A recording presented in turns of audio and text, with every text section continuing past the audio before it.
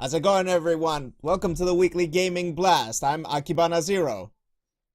And I'm Rue the Gamer. Hello. This is the podcast that brings you this week's gaming news unhinged. And boy, oh boy, do we have some stuff to follow up on from last week. Right, Rue? Yeah, it's turning into a nice little chain. I love it. All of the events moving forwards. Great. And I like the position that we have on this. It's with the audience, and we get the popcorn, and we're just sitting and watching the show, making our comments. I like it.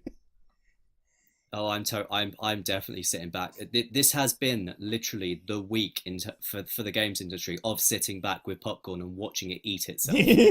Like, it has been doing like, wow, some companies have come out of the woodwork recently, haven't they? Oh yeah, especially the big A. The big A especially, because that's the one that's really grinded my gears this time around. Well, they're not the only ones, but my God, they have been. Well, should we jump straight into that? We might as well. Well, let's catch up a little bit very quickly. Oh yeah, might as well. What have you? The discussion on all of that is just gonna happen right after this little bit of banter. Because I'm just like, yeah.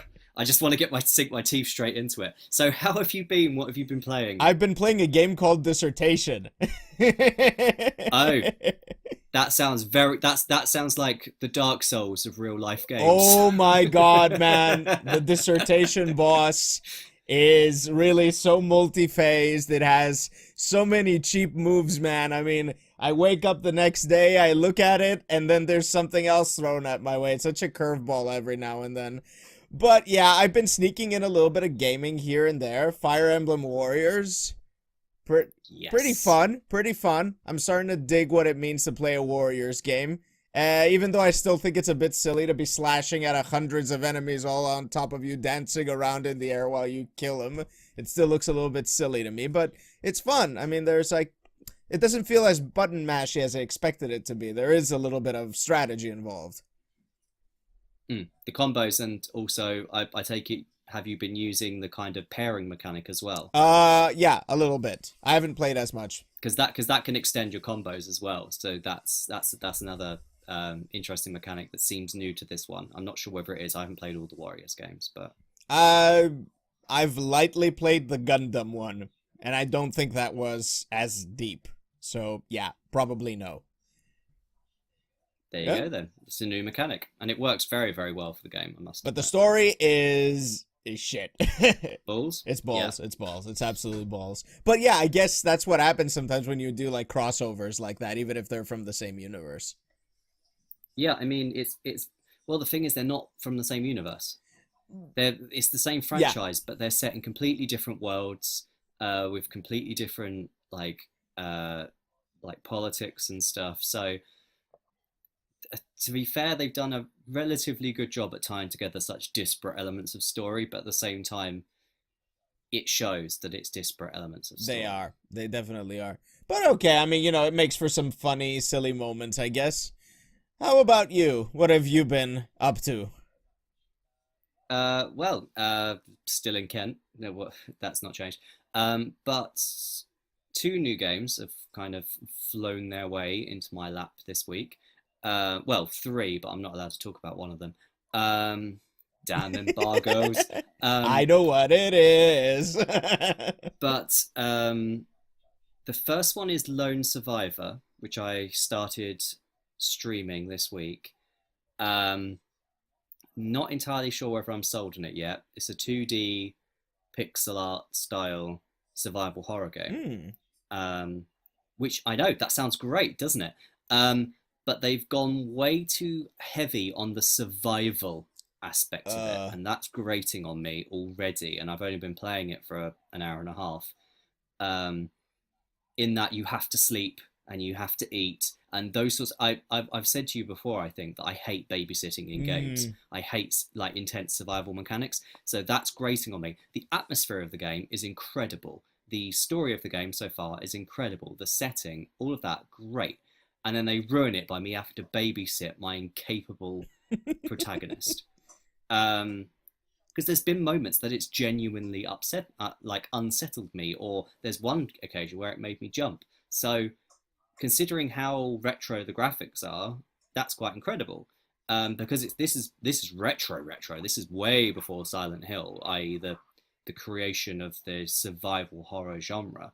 I know games came before it, but that was the first game where survival horror was penned as existing. But yeah, Lone Survivor, it's an interesting one. The other game I've been playing, because it's a game that is in the current PSN sale, if anyone's interested. I've played it before, never finished it. On this occasion, I'm determined to get to the end. Castlevania Symphony of the Night. Oh, you haven't finished it? No, never finished it before. But I played it before, but I've never got to the end. So I saw it on the PSN sale. It's compatible with Vita. I was like, screw it, might as well download it. £2.50. Can't really complain. Already sank quite a few hours into it. Thoroughly enjoyable game. I mean, it was enjoyable when I played it before. It's held up really, really well. Is it worth buying a Vita to replay Symphony of the Night? It's a dilemma. Considering how much a Vita is, probably No, not. It is not. But damn, make it for PS4, please. I'll play that game a million times. Oh yeah, a port for PS4 would be amazing. I mean, the irritating thing, Xbox One has the ability to play it because it's backward compatible with the 360 version. Because screw you, Sony, for the players my arse. Is it worth buying an Xbox One for Symphony of the Night? Maybe. Because then you could play Cuphead as well. No. No, not when I've got a laptop here. So yeah, that's a no. But yeah, that's fine. Well, so Lone Survivor sounds pretty interesting. I mean, it is very good. Just I really like let me lay out one scenario in Lone Survivor that really annoyed me. I picked up a can of beans. And I was like, oh, I can eat the can of beans. That'd be interesting. And then I went into the menu. It had a fourth option because it was like, look at, throw away, eat. And then the fourth option was cook. I was like, oh, cooking beans. And I went into the kitchen and the stove had no gas. So I found gas later and I was just like, I can cook my beans now. And I went back to the apartment, put the gas in the stove, went to cook the beans. No, I need a fucking can opener to open the tin of beans. And I was like, are you fucking kidding? Like, how dare you remove the simple joy that's eating a tin of beans from me? But now I need to find a tin opener. And it's just frustrating. And you've just started exploring and then it just comes up with a message, I need to sleep. And it's just like... Please tell me that moment is on a VOD. Please tell me that moment is on your stream, please. Yes, it is. Me being frustrated at not being able to eat beans, that is definitely on the stream. And that will make it into the highlight reel, you can bet your ass. In fact, I might do that as a Let's Play, actually, and just post the videos as is, like I'm doing with Eunice. I swear I'll watch that all day, man. That sounds frustrating as fuck. But yeah, and also me trying to work out what to do in the beginning is also quite funny to watch back, because I've watched back some of my stream. But yeah, Lone Survivor, I'd recommend it. It's currently £2.50 on PS4. Okay, I'll give that a go. Why not? By the way, speaking of babysitting characters, I think you would utterly hate Don't Starve if you haven't played it. I have played Don't Starve. I do. Okay, there we go. There we go. There you have it. I spent an hour playing that and I made no progress at all because I kept getting slaughtered by shit. It wasn't even as if I was dying of hunger. I just kept running into monsters, just like, well, I have no weapon. I can't do nothing. And then I'd run away, and there'd be more monsters, and I'd die again. And it'd be like, okay, so I don't think starving is the issue I come across here. But yeah, Don't Starve. I just can't. I don't like babysitting in games. I just don't enjoy it. That's why they should make the game Babysitter just for you. The babysitter, please. So we've promised controversy, so here we go. Let's just jump right into it. Starting off with the big A themselves, because boy, oh boy, is this going to be bad if it actually happens. So here's what happened. Activision, a few months back, was it, filed for a patent. Okay? It was a couple of years ago. A couple of years ago, filed for a patent. And this patent was for a which they've been granted now, and that's why this has surfaced. It's for microtransactions driven through matchmaking. So what happens basically is this, is that as you're being match-made, actively match-made with people who have better items than you or are better at the game than you, and so that to encourage you to buy the items that your opponents have in order to get good. What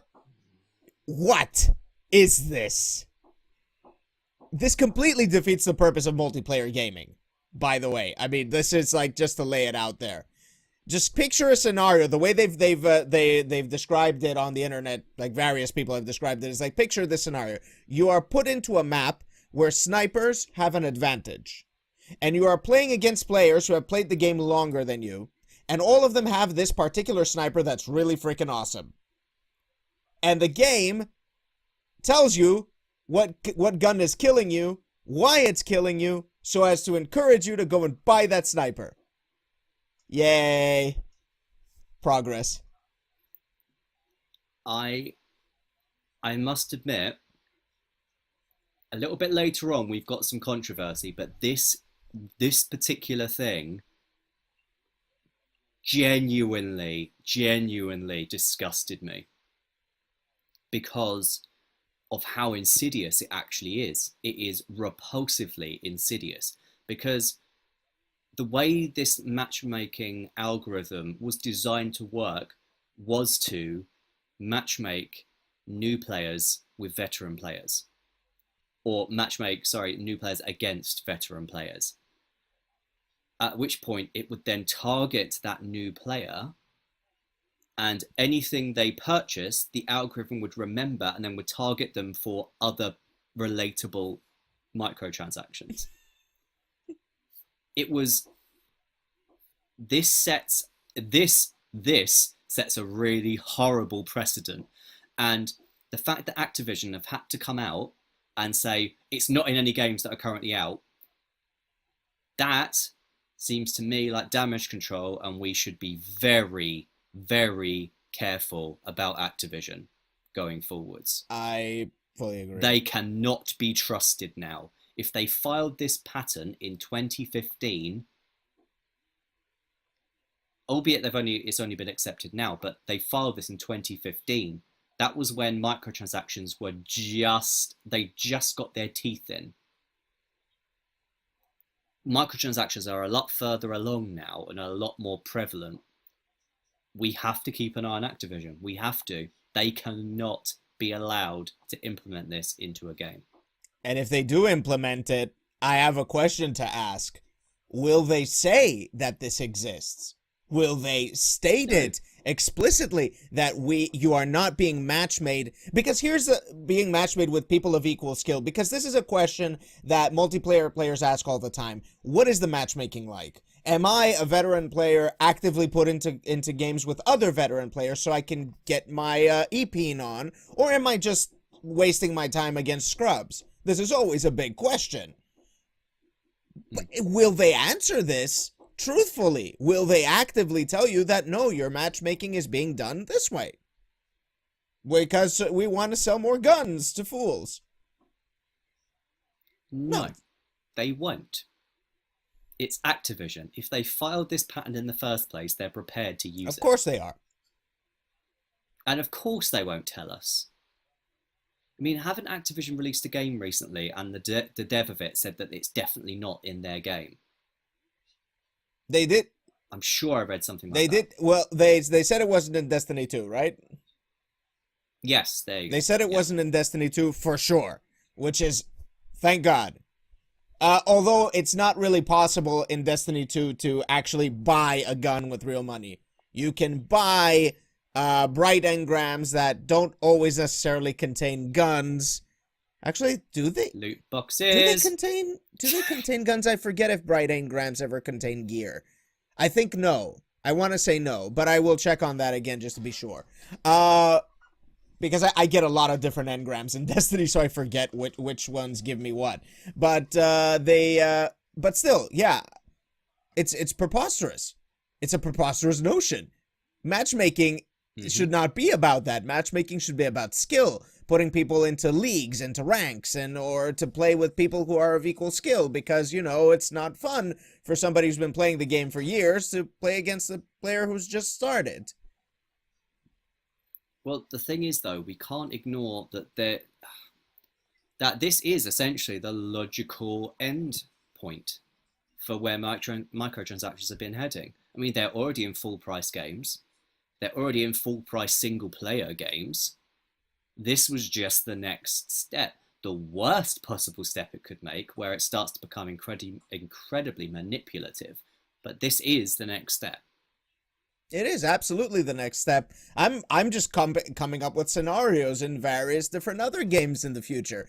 Imagine a Street Fighter, where all you get when you start out the game is like 4 or 5 characters. And then there's this one character who, let's call him the Osagat of the game, who you could buy if you want, but you're not totally interested, and then you just keep getting matched against Osagat all the time, and are actively encouraged to get Osagat because he's freaking OP.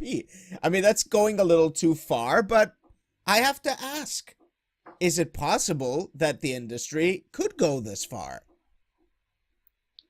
Well, if anyone's going to do it, I would gather it would be EA or WB. Oh, yes. EA for sure. Because the scenario I thought of while the moment, and this occurred to me the moment you mentioned Street Fighter, is if in the next Mortal Kombat they make it so certain fatalities are microtransactions, and they matchmake you against people that have those fatalities, then if you constantly get beaten and constantly get a fatality at the end, a little microtransaction thing will pop up saying, do you want this fatality that's pay only? Advertisement. And WB would have no fucking qualms about doing that. I do not trust Warner Brothers games with anything. So yeah. And EA, speaking of which, EA, let's jump into that. There's words I could use. There are a lot of words I could keep use. Keep it a little PG. Shutting down Visceral. Are you kidding? Oh yeah, no, it's not funny at all. It's actually very sad. It's very, very sad, because Visceral made some really, really cool games, particularly the Dead Space series, which, let's be fair, EA was the one that kind of drove them to make it such a bad game. What was it? Dead Space 3 was considered the bad one, right? Yeah, it started to appear in 2, but 3 is when it became insufferable, the microtransaction economy. Which it doesn't even make sense in a game like that to drive it with microtransactions. It's a survival horror. You can't... What are you supposed to microtransact there?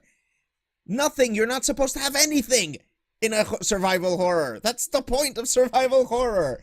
That's why it was so bad. Because it's... I don't know. Can you imagine playing Lone Survivor and then it popping up and saying, oh, would you like a can opener?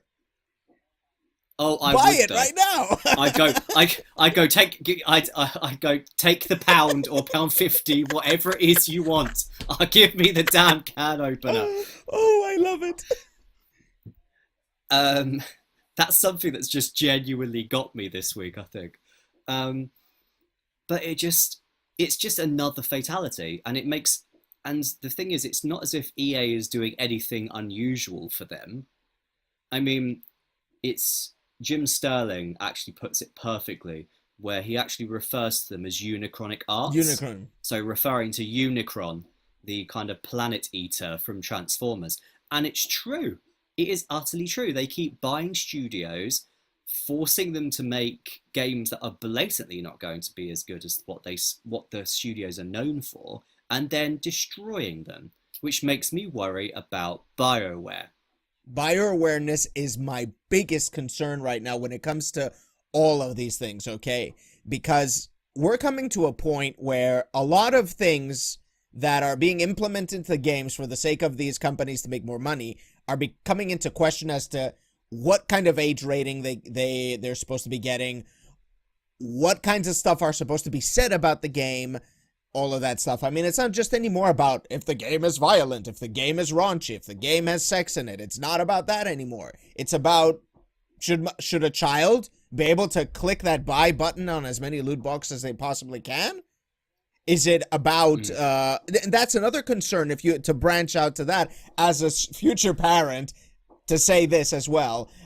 It's concerning to me if a child is able to do this. Not just because if it's gambling or not. If they understand what it is that they're buying. Do they get it? Do they perceive the value? Do they have a perception of value on that? That is something that there needs to be an indicator there that says this is not family friendly. Not because of any other reason, but the fact that your kid could just start tapping that buy button all day. And well, I mean, we have to take into account the fact that the PEGI and USRB ratings do not work. Oh, no. They don't. Because, I mean, even speaking from my own experience, I was playing Resident Evil when I was like 11. So, and that was a 15. So, kids will get hold of these games. There just needs to be a way of making it so they can't be exploited. Exactly. They shouldn't be exploiting. They shouldn't be exploiting impressionable minds. That is the huge issue right over here. And the other question that comes to mind is that are buyers going to be completely and totally aware of all of the things that the company is doing behind the scenes? Like if I'm a multiplayer guy and I want to play the next esport or the next game that gives me a challenge, and I want to be playing against players of equal skill with me, how will I know which game allows me to do that without being cheated into buying more stuff? And am I reading this correctly here on these notes that they're imposing a time limit on Battlefront 2? See, I've been trying to find clarity on this statement, because that's what it appears to be. But I've been asking people that I follow on Twitter that are quite in the know about these things, and I haven't received any response. But that's what it looks like. It looks like they are making it so you're familiar with mobile games. Absolutely. I take it. And familiar with the free-to-play games that will stop you playing after a certain amount of time. And you need to buy energy or whatever the crap. By the sounds of things, Battlefront 2 has that. A full-price game will stop you playing at a certain point. Okay. That's what it appears to be. I mean, please say in the comments if I've kind of analysed this wrong. But as I say, I've asked for clarity, and I can't understand this myself, because if this is what I think it is, I do not want to accept that this is a thing. It makes sense on a free game, I guess. Kind of. That's one of the main reasons I don't play these free mobile games anymore, because, dude, I want to play. Don't make me pay more just to play more, I mean, I know that this could rack up to thousands of dollars just so I could play for a whole week or something. So I'm paying for $50 or $60 on this game. You can't do that. That doesn't make any sense. It makes no logical sense whatsoever, unless EA believes that whatever part of Battlefront 2 they're imposing a time limit on, because I assume this is not about multiplayer, right? Because multiplayer wants loot boxes. They're selling loot boxes. The more I play, I pay more loot boxes. See? This is about single player. Oh, for fuck's... Oh, man. Yeah. Because if there's one thing you want in a game that you've just gone out and spent 50 quid, $60 on, is you want to play it for a certain amount of time, then told you can't be playing it anymore. That's exactly what you want. No, I don't. So basically what people have been predicting for a while with mobile gaming is starting to really come to pass. Loot boxes, time limits, the whole shebang. And on top of that, $60 on top of it. Yes. And I think that's where a lot of people's main issue lies, and that's definitely where my main issue lies. If I'm paying full price for a game, I want a full game. Exactly. That is exactly what you want out of it. And even if it's not full in the beginning, it should be full eventually. I will keep saying this, and I hope that this gets to more ears as much as possible. Okay, there is a studio out there that actually works with EA right now. Respawn. They've made Titanfall 2. Incredible game. Great shooter. If you want your Call of Duty on, but you want it in a different skin, go play Titanfall 2. It's even better. And they released all their gameplay-related DLC for free. For free. Okay, full-priced game, which is being discounted so many times right now. Only cosmetic DLC is payable, and you don't buy it in loot boxes. You want a specific color? There it is right over there. Go get it. This is the model that we should be following. Precisely. And also it's very easy to rag on free-to-play, but there's been some very good free-to-play economies as well. So the best one which comes to mind is Smite. I mean, it's not for everyone. It's essentially a 3D over-shoulder camera League of Legends. So it's definitely not for me. But you can either play it for free, and you have a selection of heroes, or gods I think they are in Smite, you can use each week or month or whatever, or you can pay a set amount of money, you get all the currently released and all future heroes. Ooh. And then any cosmetic skins or anything you buy using either in-game currency, or you can do microtransactions should you wish to. And that's a good free-to-play economy. And I like that because it gives you the option of buying the full game, if you so choose, to get everything, like gameplay related. Or, if you want, you can just buy whatever it is that you want and support the game through cosmetic items and whatever other junk you want to. I mean, I'm going to just keep saying this, and my biggest model for this is Tekken 7, okay? Tekken 7 has a shit ton of different things you can customize in it. The health bar, your icon, your player card, your character, the stun, I don't know, whatever, everything. Put a customization thing on everything if you want to. Everything. Make it look like it's My Little Ponies and rainbows everywhere if I want to. And just make a lot of stuff of that. People will buy it. They will buy it to support your game. Don't start attacking the gameplay stuff, guys. Don't start selling that. That's where it gets dirty, and that's where we're starting to revolt a little bit here. But on the other hand, I have to ask, you're talking about Smite, I'm talking about Titanfall 2. These games are considered B-list games, even though they're amazing. Yeah.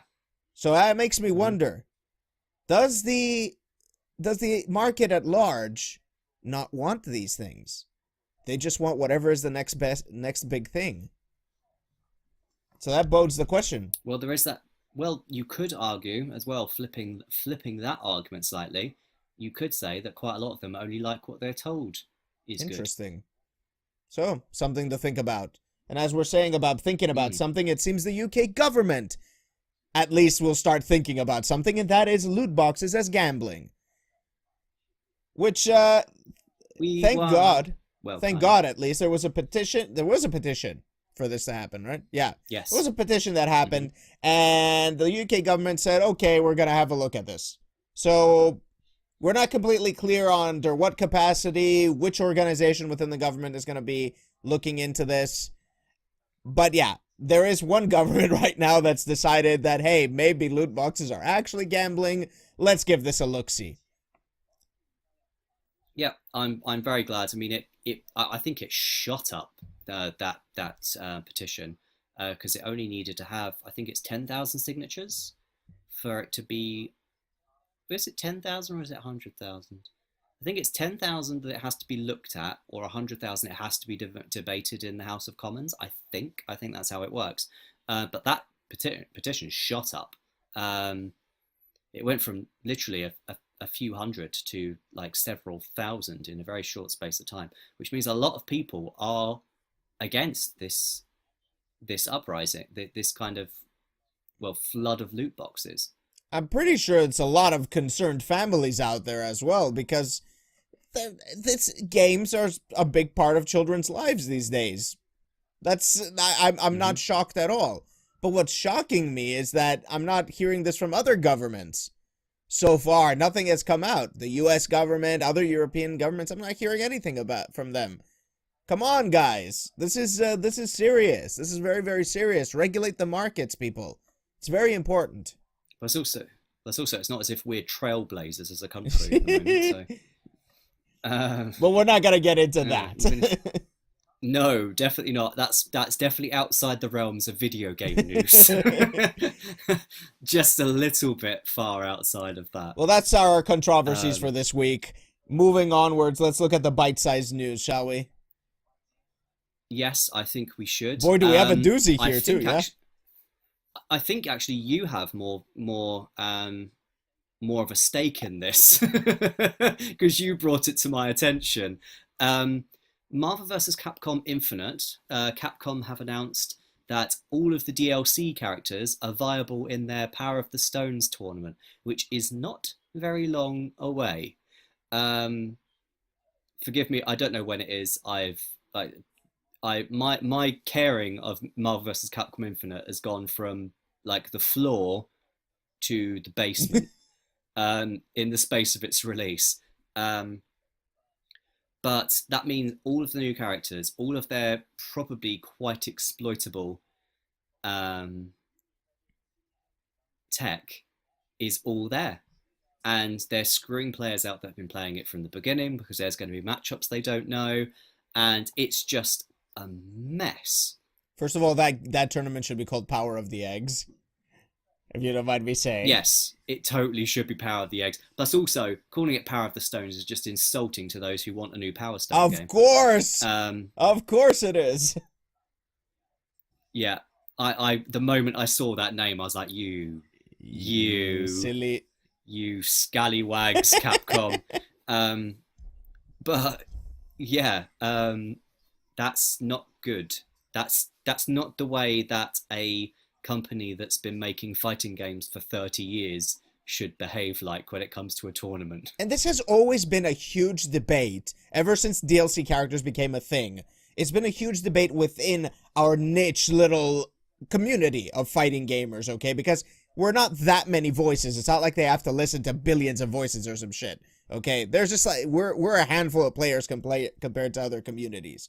We've been debating this and saying for a long time, and they've actually listened on this, that DLC characters, they need to be out for a certain amount of time before they can be used in a tournament setting. It makes sense. It is about matchup knowledge. It's about it's about like not exploiting cheap stuff. I mean, with this kind of move, and especially in a game like Marvel, where there could be infinites, there could be crazy combos, there could be crazy tech, it is absurd to be doing this. Well, let's not forget that they've already had to patch out infinite combos. Yeah, they already had to patch out infinite combos. Already. And this is the thing. Imagine a scenario where a DLC character comes out and next week there's a tournament, and I, who am a total freaking scrub at this game, just discover one thing that nobody else knows in the tournament, and I just win it. I just happened to discover something in the lab because I was interested in this particular character, and I win the tournament just because I learned this one exploit. And that is a very fringe case, but it's a viable, possible case. And there have been cases like this in the past. I don't remember which ones, but let's take as an example. But the biggest example I could give right now was the way Vaya used to use custom combos in the alpha days, which it was not a. It wasn't like, this wasn't DLC character story, but it was a piece of tech that only he knew in a time where the internet wasn't as prevalent. And he raped people with this tech until people realized what the tech was. Now, if I learn a piece of tech and I don't show it out there, which is kind of less likely, but still quite possible, and people don't have the time to practice against it, I win. Yeah. And not only that, but there is no way that I would trust Capcom, not modern Capcom anyway, to have adequately playtested the DLC to make sure those characters aren't broken anyway. Exactly. And that is the other problem, is that, and that's the crux of the matter, is what if the character's broken? What if they're busted? What if there's something about them? We need to be able to soft ban them or hard ban them. Because the worrying thing, actually, flipping that, is if they aren't broken, that means they were adequately play tested, which therefore means they could have been released the same time as the game, which is even more insidious. Exactly. Because that means that Capcom have once again done on-disc DLC. Right. Which is, that's the sad part of it all. That in the end, it seems like this will probably be another case of on-disc DLC. Because what? They released 3 characters now, right? It was 3. It was Monster Hunter, Sigma, and Black Panther. Yes. I guess it all speaks for itself then. Yep. Oh. Well, let's move on to a game that does seem to be doing team fighting games a little bit better. Dragonball FighterZ announced a couple of new fighters. Nappa, from the original first run of Dragon Ball, the Dragon Ball Z series, was one of the 2 characters who was the one who came with Vegeta to Earth to find Goku. And Captain Ginyu of the legendary Ginyu Force. I am so happy that Ginyu's in it. He was one of 3 characters that at Revolution last month I said I want to be in Dragon Ball FighterZ. Ginyu was one of the 3. 2 more characters to go. But the most interesting thing is that the Famitsu scans, which have been translated, really do make these characters sound quite interesting. I mean, Nappa is described as being the highest damage output character in the game. So that means he now trumps Android 16, who is, in my opinion, the currently strongest character in the game in terms of damage output. I mean, come on, like 16 has an instant kill super, for God's sake. But Nappa is also described as being very slow. So by the sounds of things, we have kind of got a Potemkin now. But he doesn't sound like a grappler either, though. I mean, he's not. No, the thing is, he's not a grappler. But I just mean high damage, low speed, low agility is what I mean. I don't mean in terms of playstyle, because I'd say 16 is closest to Potemkin in that regard. But slow but incredibly strong. And then Ginyu sounds so good, because with Ginyu it sounds like, from the Famitsu scans, that his specials are the other members of the Ginyu Force, which makes it a lot more interesting. I mean, he's probably gonna he might be a little bit like Captain Commando from MVC2, MVC1 and MVC2. Yeah. Because he also has a little team of characters. One of them acts as an anti-air. The other one extends his combos. The other one zones. Like, he's going to have something like that, right? Yeah, it does seem like it. And I don't know, the first thing which came to mind is I thought Smash, because 2 characters come to mind. Captain Olimar, who has little things that are tied to his specials, the little Pikmin. Or the Pokemon trainer, because he doesn't fight himself. So I don't know whether Ginyu fights himself or whether all of his attacks are the Ginyu Force, but it does seem to be that his normals are him and his specials are the Ginyu Force. That's so cool. Which makes him a very unique character. But that's not all that makes him very unique. He actually brings in a very, very interesting mechanic that is unprecedented as far as I'm concerned in fighting games, and that is his body change super. Which does what? You haven't seen it? So what he does basically is, if you get hit by this super, you change positions with your opponent and the health bars. Which means that if your Ginyu's about to die and they have a full health Goku, you're back to full health and they're about to die. That must have an incredible wind-up, otherwise that will be broken. It will be broken, That's why it would be broken if it doesn't have a very big windup. But this is the thing, though. This is what makes it interesting: is that Arxis is taking a risk with this move. It is a particularly risky move to implement in a fighting game because it's gonna make a lot of people very salty. Like, period. This is Arxis saying, time to put a little hair on your chest, guys.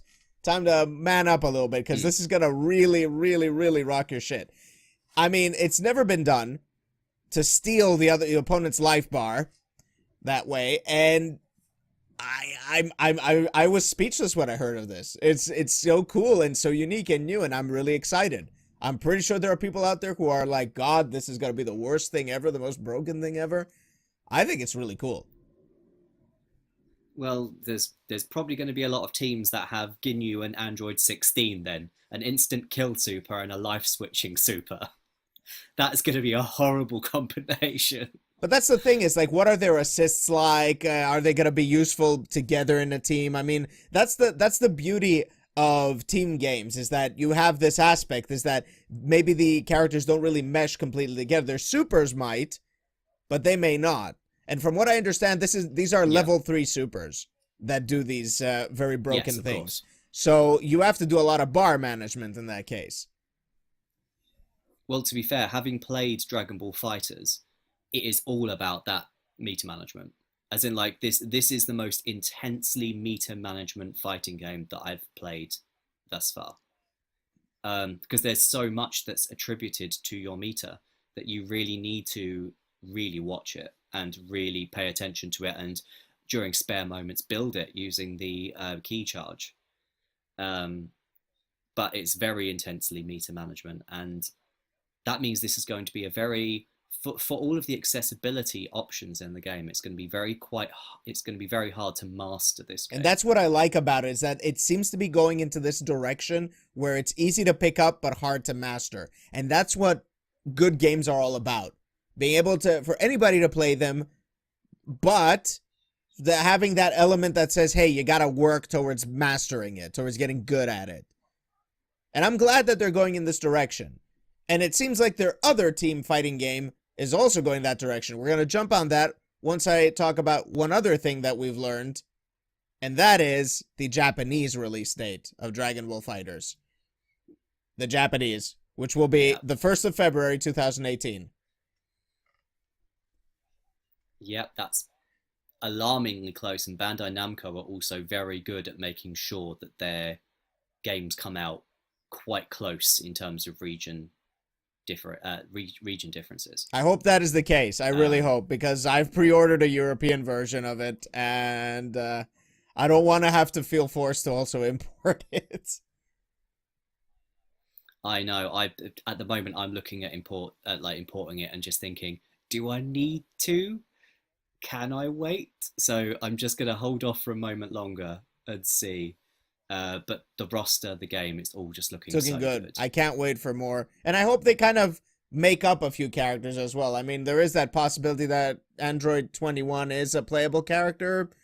Hopefully they go into a direction where they're kind of making some other ones. And hopefully maybe even adding a few odd choices. I mean, I'd love to see Mr. Satan in the game. Oh, I'd love Mr. Satan. Mr. Satan would be a great character to introduce. Oh, he'd be so good. Can we not? Can we have him, please? Him and Videl. Like, Mr. Satan and Videl, I'll be quite happy. Moving from one good game to another, though, BlazBlue Cross Tag Battle. I can't help but sing that title every time I have to say it. It's just looking so good. We've had the 3rd character reveal trailer, of which we have had Noel Vermillion, which I know Akibana is personally very happy about, from BlazBlue, for those who aren't familiar. Chie from Persona 4 Arena, the high-kicking girl herself. And finally, I must admit I was quite surprised at this, Waldstein from Under Night in Birth. I must admit, did not see that character coming. Chie and Noel I could have guessed, but Waldstein I did not Did not see that. The thing about Noelle is I was surprised at the fact that they went with her redesign, which I'm totally happy about. I love her redesign so much. Chie, I was not surprised. Chie was a big fan favorite in Persona 4 as far as I understand. And lots of people loved her in Persona 4 in the original game as well, in the RPG. So it stood to reason that she was going to be part of the roster anyway. Waldstein, I was just as surprised as you were. And he's looking incredible in the game. He just looks like he's going to fit in very nicely. Yep, and all the character art. Once again, I know I keep saying this, but it looks great. It's gonna be an amazing game. And this is an Arxis that's out for blood, is what I'm seeing here. They're out for blood. They're out there to grab Capcom by the throat and say, "You step down now." This is how you do it. Yeah. Game. It's just looking very, very good, and also the slight alterations they've made to the characters to make them fit in with the mechanics are quite genius as well. They've removed certain specials from each character, and it appears that Chie doesn't attack with her. Well, obviously Chie's attacks have been attributed to different buttons because of the way that Persona 4 Arena worked. Is different than the way that Cross Tag Battle works. So obviously she's lost some specials. And Wallstein he is the biggest character they've announced so far in terms of size. Yeah. He is still very intimidating in Cross Tag Battle, as he is in Under Night as well. And I like that in a big character. I like them looking that intimidating. Not something silly like Abigail. I want them to look big and fearsome and ready to rip your head off your body. That's what I want to see in a big character. But yeah, let's not go into that. I have a question for you. Noelle, at some point in the trailer, pulls out a rifle. Is that something she does in the in the new BlazBlue? Because I haven't played her. Okay. Yes. I thought it was just something completely new for the game, and I went like, whoa. Yeah, that's definitely in her moveset in Central Fiction. Definitely. Cool. Great. I mean, I don't play her very much. She will not be on my team at all in Cross Tag Battle. But I'm glad she's there because she's a legacy character and she really should be. And one of the better legacy characters as well. Cross Tag Battle, I don't know, man. I mean, both of these games are just looking absolutely incredible. I'm hyped with every little piece of news I'm getting out of Dragon Ball and from this game. Like I said, Arxis stepping up their game, and I love it. And there's a lot of speculation I want to make on Cross Tag Battle, because that etc. bar up in the character select screen, it just has my brain itching. Give me ABA from Guilty Gear. Give me Chip Zano from Guilty Gear, and a bunch of other characters that I have in mind from lots of different franchises. But we'll get to that. We'll get to that eventually. Let's skip it down now and talk a little bit Fire Emblem Warriors, which we discussed quite a little bit in the beginning of the video. But yeah, it's out. People can buy it, they can play it, and the verdict in general between you and I is that it's fun. It's fun. I really liked it. I liked it more than quite a lot of people did, I must admit. From reading reviews and stuff, clearly I liked it more than a lot of people. But I was always going to have a biased opinion. I like Fire Emblem, I like Warriors. I'd like to just speak as a person who doesn't play Warriors games. To me, I've always been skeptical about this idea of hacking and slashing character opponents that are like completely, utterly weak against me. They can't do much. I've always been a little weary about that. It's like kind of defeats a little bit the purpose of gaming and blah blah blah. Actually, the truth of the matter is that deep inside, I kind of do like this idea of being a very powerful character who could just like decimate entire hordes of enemies. And that's what Warriors delivers on. It delivers on that little primal instinct that you want to just mash onto you want to stomp the ants. And I kind of like that little aspect that it brings into it. It's not something that you're going to be like, oh my god, game of the year. Everybody should buy it. Billions of copies. No. This is a game that you buy to play on the go. I think this is a really good game for on the go, to be honest with you. And I think that it's really fun to play from the aspect that it also has a bit of a strategic element to it, that you need to send particular warriors to different locations based on that weapon triangle that still doesn't make absolute sense to me. not in the same way that rock paper scissors does, right? And but yeah, overall, it's I thought it was a very fun game to play. It has a terrible story, but it's fun. I can't describe it anywhere else, and that's what games are supposed to be about, right? Yep, it's. I mean, if you struggle to describe it because you've got no way of comparing it to something else, that means it's doing something unique for your viewpoint on the games industry, which is only a good thing. Um, the main thing I have really enjoyed about Fire Emblem Warriors is the weapon triangle, because it means that, as opposed to Hyrule Warriors, for instance, to use a good example, you can't just power through. You can't just hack your way through and hope to succeed, because sometimes you'll be in a situation where the warrior you're currently controlling is not good for the situation that you're in. Um, and at that point, you have to rethink your strategy. Maybe bringing another hero from another part of the map, and then change to them, and then send the other hero out. Stuff like that. Also, healers are very useful in this game. I kind of discounted them because I never healed really in Hyrule Warriors, but they're very useful in Fire Emblem Warriors just because of the way the whole strategy works. And we seem to have some DLC info on the game as well. Yeah, they've announced all of the DLC pretty much, apart from the finer details. It's coming in 3 packs. There's a season pass, which is £20, but you can buy each individual pack for £9, which I wouldn't recommend just because there's so much you get in it that it's not really worth it. The first pack will be based on Fire Emblem Fates, the second one on Shadow Dragon, and the third one on Awakening. Each of which have 3 characters each that they're bringing in, playable characters. Additional history scenarios. I don't know whether you've played the history mode, but it's possibly my favourite mode in the game. And then new costumes, new weapons. It's quite a decent amount of content, to be fair, for £20. Sounds pretty substantial, and that extends all throughout the middle of next year, right? Yes, until I think the last DLC pack comes out. I think it's in March or April next year. So there's one due before the end of the year, one due in January, and one due in April. I'm pretty sure. That's not bad for £20. Not bad at all. And also, bear in mind that increases the character roster by 9, which is quite impressive. The history scenarios actually tend to take quite a lot more time up than the main story does. And the costumes are always fun. Yep.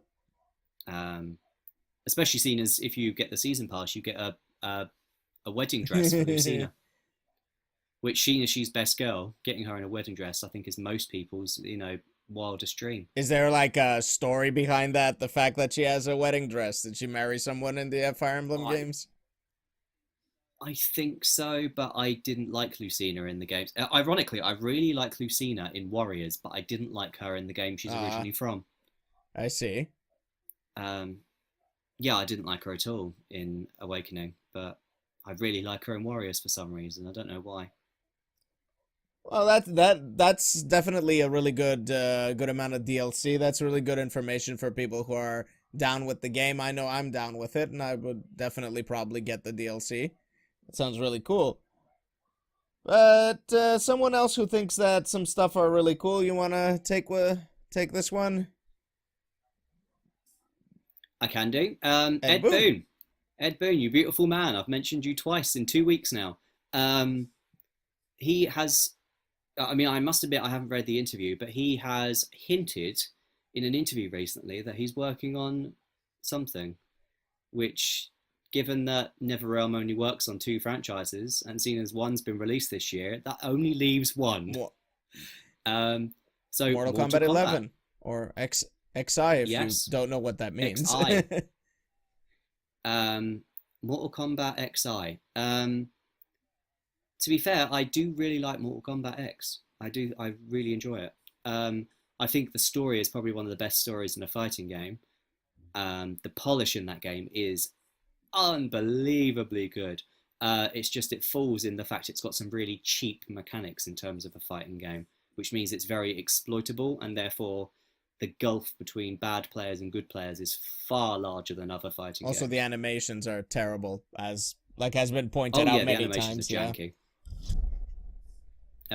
Yeah, the chicken. What was it? The chicken leg. Kitana's chicken wing when she does her crouching low kick. It's really Yeah. funny. It's not. It doesn't bode very well. No, it doesn't bode at all. But Mortal Kombat right now has some of the best single-player fighting game content ever in any franchise. They're kings of this. I'd agree with that. The towers are by far, out of all the time I've spent on Mortal Kombat XL, the towers take up the lion's share of that. They're just thoroughly enjoyable. The fact that they are kind of almost like boss rush modes, kind of. They're like, well, actually no, better comparison. They're like arcade modes, like classic arcade modes, but they have little stipulations added to each fight, which changes the way the fights are. Sometimes it'll be weird gravity. Sometimes it'll be anyone standing on the ground at a certain point gets frozen to the ground, that sort of thing. But they update. There's one that's updated every month, one that's updated every week, and one that's updated every hour. So that's constant content for Mortal Kombat X. And that makes it substantially a better buy than, I'm gonna say it, Street Fighter V. If you're not a fighting game, if you're not a fighting game player at heart that plays multiplayer fighting games, what is your choice for fighting games? It's not Street Fighter V.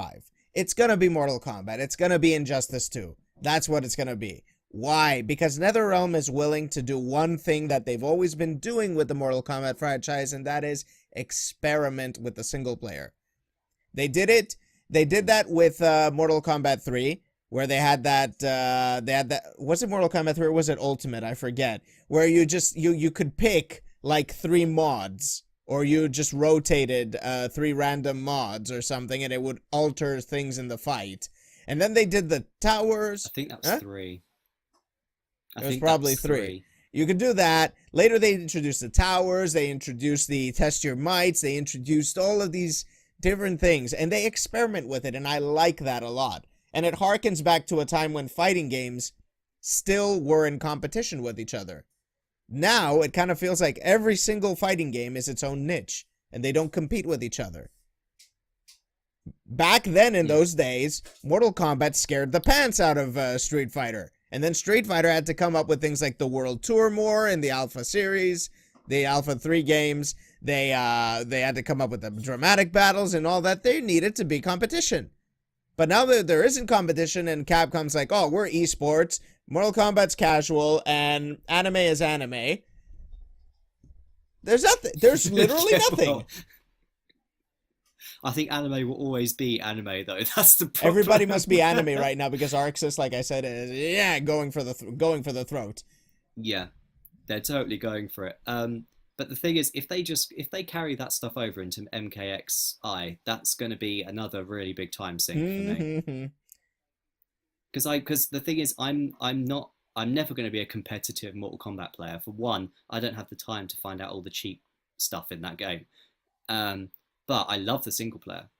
And I'd happily play that again in a newer, shinier version with new characters. And there is your answer right over there. It's like, you as a casual Mortal Kombat player, you find value in that package, in buying that package, and that is the important thing. Now, before we close this off, there is no confirmation on Mortal Kombat 11, okay? I mean, this is us extrapolating out of an interview that Ed Boon had at some point about something that he's working on. It is very likely that that is the case, but, you know, who knows? Maybe there's something else in the works.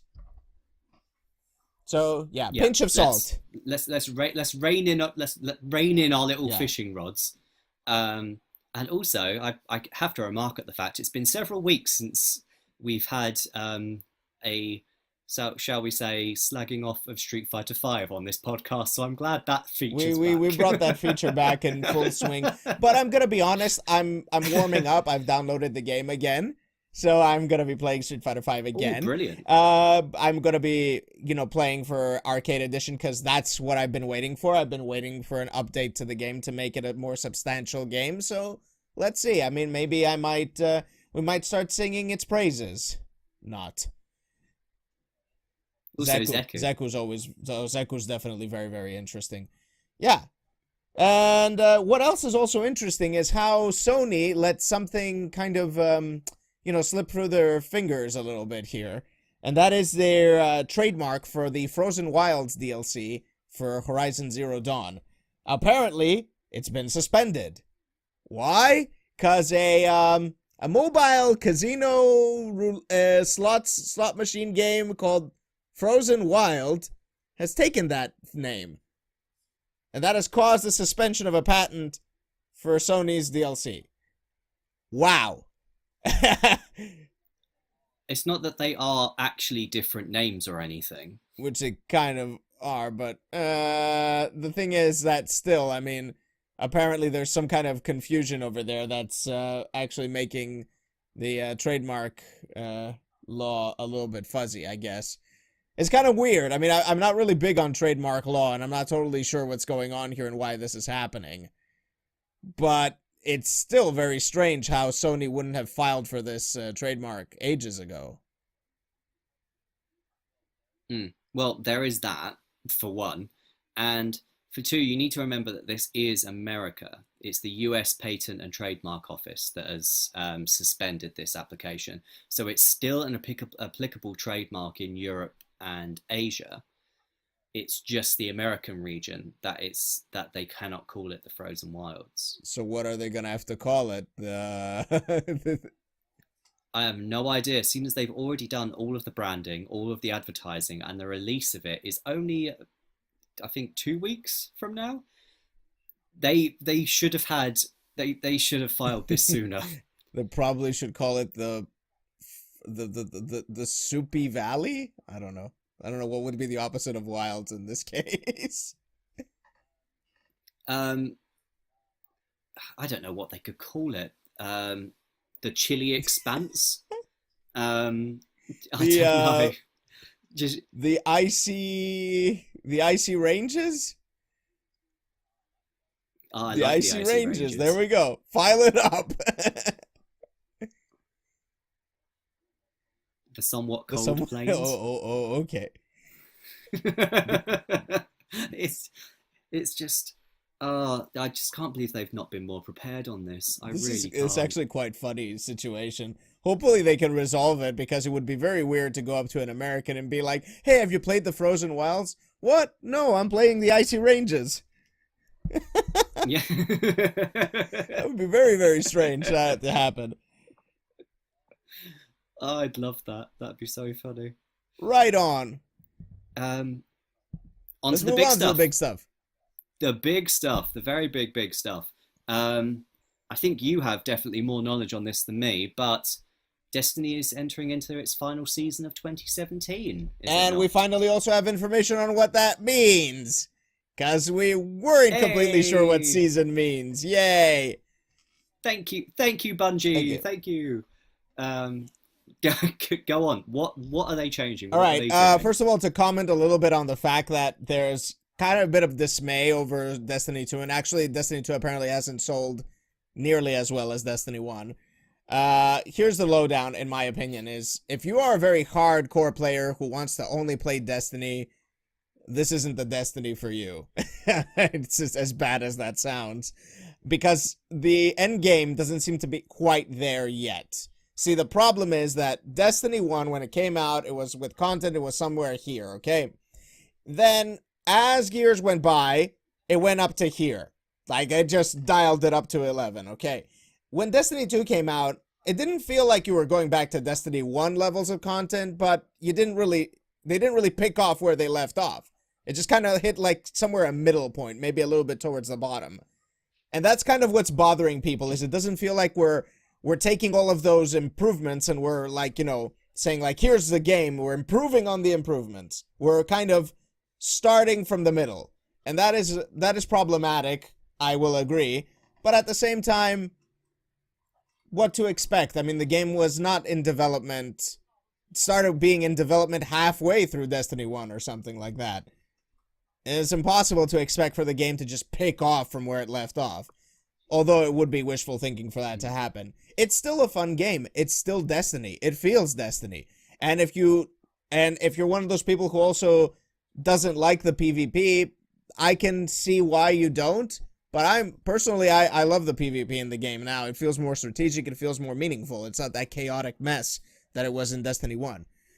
But yeah, overall, the game has disappointed some people, but it's mostly the really hardcore players, the ones that only played Destiny as a game. And it's kind of funny that Bungie has kind of commented this by saying, we really don't want you guys playing Destiny all the time. Which seems kind of strange to say. Yeah. Why would a dev say that? Why would a dev say we don't want you playing our game? And they said that on during Destiny 1 as well. They say we don't expect this to be a game that you play all the time. That's been their thing.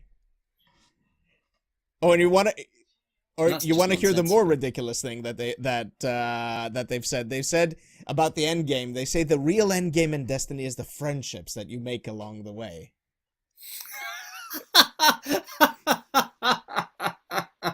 I didn't know that Bungie was sponsored by Disney. I like that. But here's the thing. The community has decided to switch from calling it the end game to calling it the friend game. Because I like that. Well done, community. Because the end game was inside you all along. Just... Oh, it's all about the friendship. Oh my god. That's how it is. So let's go onwards to the seasons now. Okay. So Bungie hears us as they usually do, which could be a bit of a dangerous game to play. But here's the thing. What the seasons mean. Basically for Destiny 2, they want to have every year 4 seasons. That basically happen with the changing of the seasons of the year, is my understanding. Take that as you will. So we have one more season left in this year. Obviously. So we're close to the end of season 1. And we're going to get another season, which is going to kick off, I think, with the Dawning event, which is kind of Destiny's Christmas themed event. So what we can expect from seasons is we can expect more stuff, more items, more loot, more emotes. So every season will basically have its own set of items that once they're gone, once the season's done, those items are gone. So you kind of have to work towards those exotic items during a given season. The goal, they say now for this, is that they want people, like I said earlier, they don't expect people to be playing constantly, but they do want to have things that get people driven back into the game eventually. So that's what seasons are for. So the goal is to have things for people to consistently play in, even though they're lacking thereof. But if you're not that kind of person, we're giving you a reason to come back in every now and then. So that's the main goal, the main idea. Which has its sensibilities, but we could talk about that in another video sometime. So examples of these events of what seasons can contain are the Iron Banner, which is the supposedly modified PvP, which... To be honest, the Iron Banner they did this time was no different from the regular PvP, so something needs to happen with that, and apparently it will with the upcoming Iron Banner in the second season for this year. And the faction rallies, where, you know, we pledge an allegiance to a faction, and whichever faction wins the rally, you can buy their powerful gun at a discount. So yeah, it was a pretty interesting event.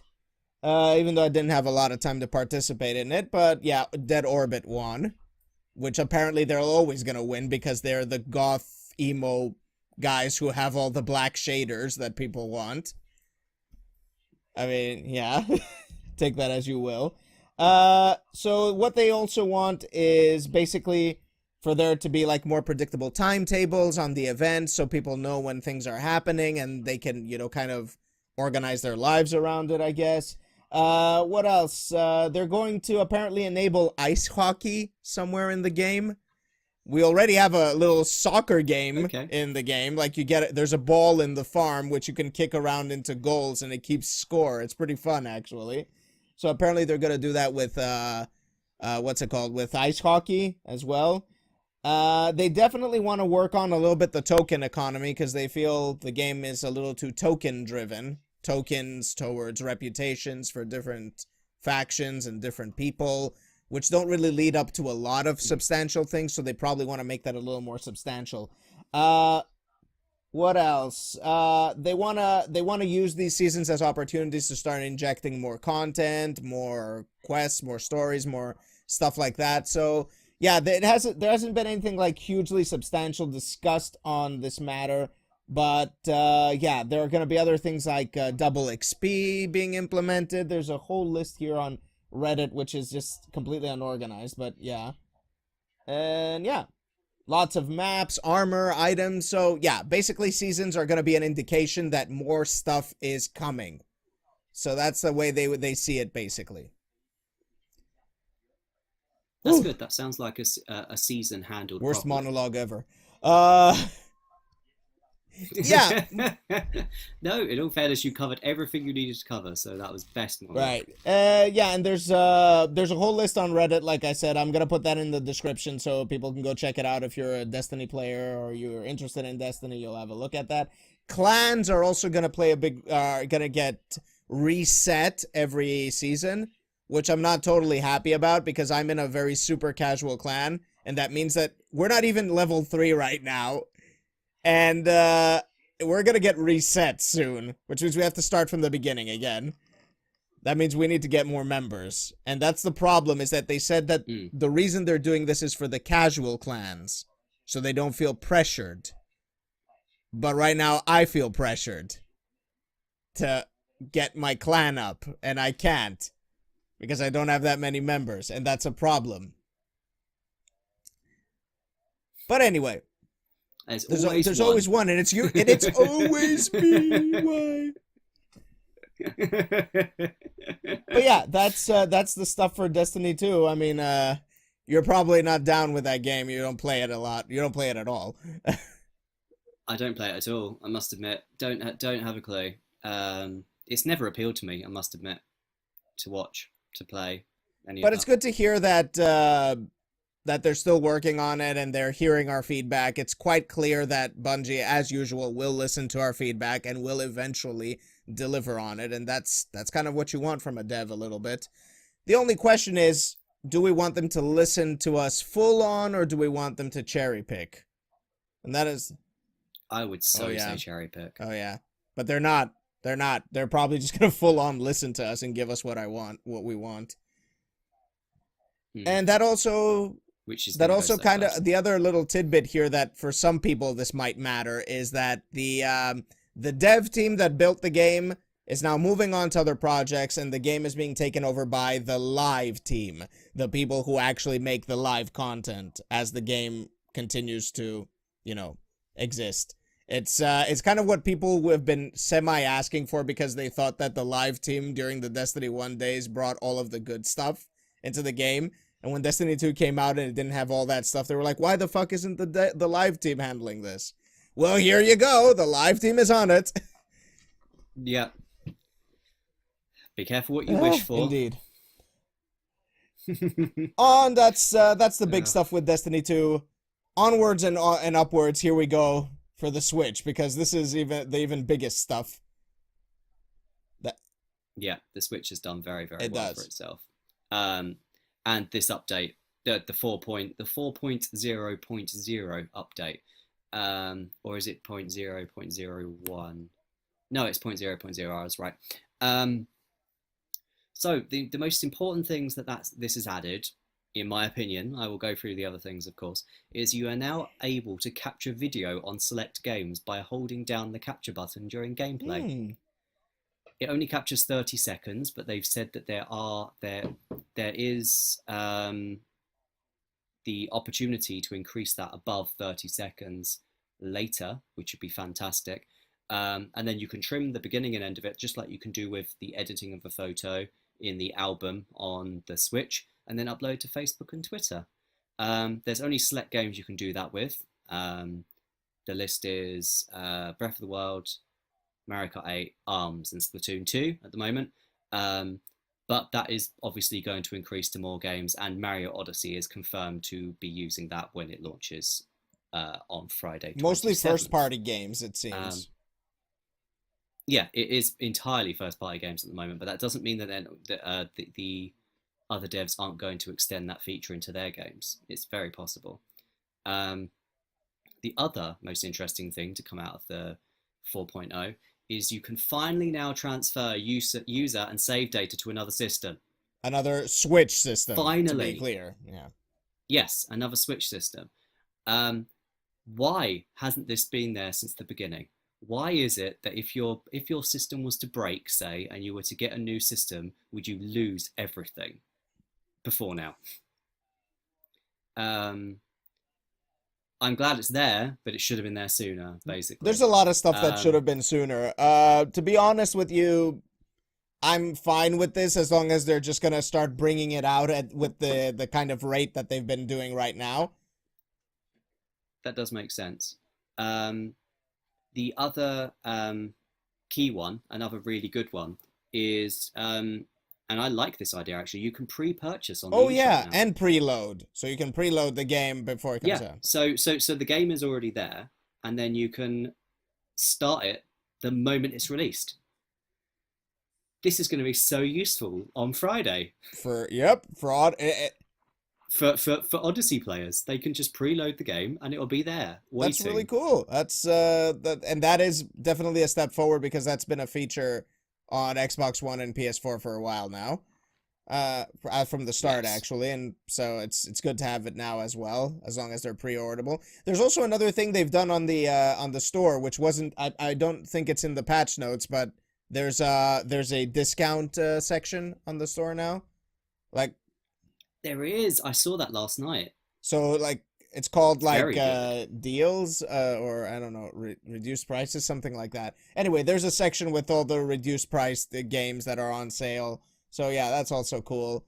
They're catching up, and that's my point, is that, you know, it's good that the system came out as stable as it did now, with the tech working mostly fine for the most part, and then they're just slowly improving on it. Yeah, and not to mention there's a couple of, not only are they doing these really solid, really good things for the Switch and its infrastructure, they're also doing a few quality of life changes, they've changed the news channel and how that works now as well. I don't know whether you've been onto the news channel since the 4.0 update, but it's now much cleaner, much easier to navigate. It just looks so much better than it did before. It was a bit of a mess before, but now it looks so much nicer. There's new icons for your character profile now, with Mario Odyssey and Breath of the Wild icons, I believe, that have now been added. So just a couple of quality of life changes, which are great to have, especially the news channel thing, because the news channel was a bit indecipherable. Yeah, true. But the one tidbit I would like to add is that apparently you need to update your Joy-Cons as well. Like, there's this feature where you're apparently supposed to update the Joy-Cons that are connected to your Switch, whether they are locked onto the sides or are connected through wireless. So that is something I wouldn't have known unless I was on Reddit. And I think that's something that they need to, I from the look on your face, I'm guessing you didn't know about this. I didn't know that, but my Joy-Cons are constantly on and off the console, so mine would have automatically updated, so I wouldn't have. But that's the thing, does it happen automatically, or is it just you have to go manually and say update Joy-Cons? Well, my Joy-Cons are working. That's fine, fair, so... but I'm just saying that if there's an update to the controllers as well, to the firmware or whatever, that needs to be said. Oh yeah, almost definitely. If there's something that's changed that you need to tell the customers about, you should have done it. And indicate where it's supposed to happen, because I had to search it up a little bit. Okay, fair enough. Yeah, I never knew that was a thing. But yeah, the Switch is slowly getting all that quality of life stuff that we want. Hopefully the recording feature gets better and we get Twitch streaming, we get some YouTube and Netflix on it, because that device is going to be awesome for this stuff. Yeah, I mean, Nintendo have notoriously not been the particularly biggest fans of YouTube or Twitch, though, so I wouldn't hold out hope on that. I'm always kind of weary about doing Nintendo stuff on my channel as well. It bothers me. I mean, I would really love to do Super Mario or Fire Emblem Warriors, but I'm just concerned. I don't want to get a strike. Mm. Yeah, it's such a shame. I mean, they're so weird with that sort of thing. Hoping that it will change in the future.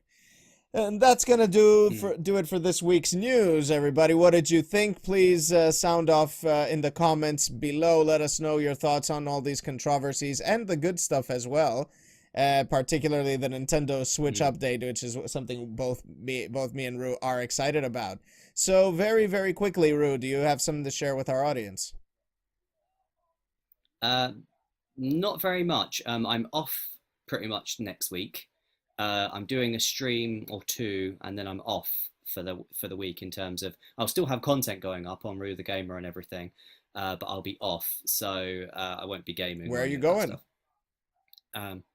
I'm coming back to Brighton. Oh, awesome! Because I've got a few days in the office, plus also Comic-Con, plus also the Nintendo Players Brighton meetup on Sunday. So like I've got like loads of things lined up, so I won't have time to stream or do anything like that. But I will be uploading my BlazBlue and Unist, specifically my Unist. My BlazBlue ones may get forgotten for a little bit, but my Unist Let's Play videos are going to start going up on YouTube now, along with continuing to upload the Resident Evil ones. And also there's a couple of highlight reels upcoming as well. Awesome. Want to watch that lone survivor stuff right over there. Just the can. I want to watch that. For myself now, as I've mentioned on the latest episode of Dark Souls, I'm going to be taking a break from that. Because I can't stand it anymore. It's gotten on my nerves. It's frustrated me to no end. Rue knows this very well. We've had an extensive conversation on this. But yeah, that's how it is. I will return eventually to the game, but in its stead, I'm gonna be playing Bloodborne, which I know you are excited about. I know another gentleman who's also excited to watch me play that. And yeah, hopefully I deliver on that front as well. I am also planning on doing something Halloween related, so you get to see me get completely scared at shit and stuff. Well, Bloodborne works for that. It's a horror game? Yeah, Lovecraftian horror. It's definitely up the horror street. Fair enough. Fair enough. I was thinking more of something of a jump scare sort of thing, so everybody could just watch me crap my pants. Lone Survivor? Amnesia, I'm actually thinking. Oh, Amnesia. Oh, I'd love to watch you play Amnesia, because I would be too scared to play it myself. Well, Amnesia it is, then. And yeah, that's the stuff. Look forward to all the reactions, everything I do. I'm also planning a few videos for BlazBlue Cross Tag Battle with speculations and stuff like that. So yeah, lots of stuff to look forward to, but in a very, very weird pacing, because like I said, I got a fatal boss to deal with until the end of November. So yeah, that's gonna be the priority for now. So things are gonna be wonky on the channel, but yeah, hopefully I'm gonna have some content up relatively regularly. Yep. Look forward to it. And yes, if you want to get more of our stuff and know what we're up to, you can always follow us on the Twitters down here. You can catch up on everything from RTG over here at ruethegamer.com, where all of his stuff gets linked. For me, you find everything here on the YouTube channel, as well as Twitter, facebook.com/AkibanaZero, and yeah, the occasional stream every now and then on twitch.tv/AkibanaZero. And that's gonna be this week's gaming blast. Hope you all had a good time, and we'll catch you soon. See you soon.